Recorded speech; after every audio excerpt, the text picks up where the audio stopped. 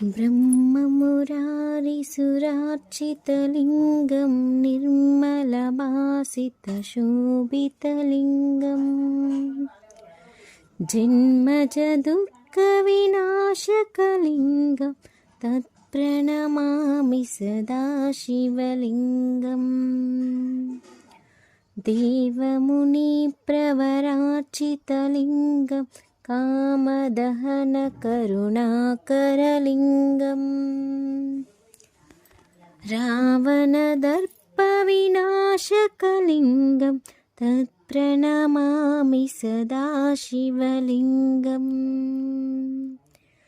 सर्वसुगन्धसुलेपितलिङ्गं बुद्धिविवर्धनकारणलिङ्गम् सिद्धसुरासुरवन्दितलिङ्गं तत्प्रणमामि सदा शिवलिङ्गम् कनकमहामणिभूषितलिङ्गं पणिपतिवेष्टितशोभितलिङ्गम् दक्षसुयज्ञविनाशकलिङ्गं तत्प्रणमामि सदा शिवलिङ्गम्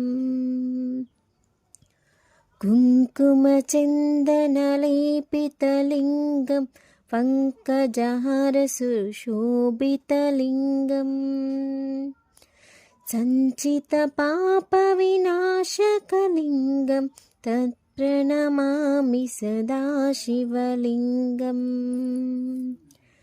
देवगणार्चितसेवितलिङ्गं भावैर्भक्तिभिरेव च लिङ्गम्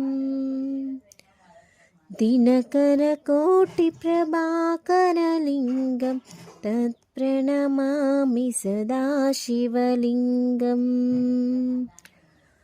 अष्टदलोपरिवेष्टितलिङ्गं सर्वसमुद्भवकारणलिङ्गम्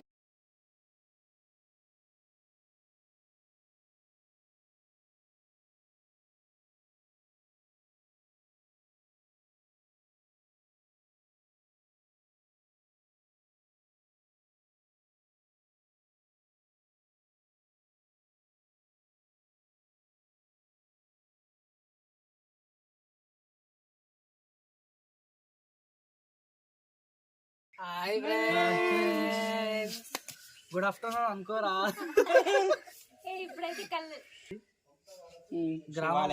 గ్రామం పర్వతగిరిలోని శివాలయంకి వచ్చాం మేము ఫ్రెండ్స్. ఇది మన వరంగల్ నుండి పర్వతగిరిది 40 కిలోమీటర్ల లోపల ఉంటుంది. 40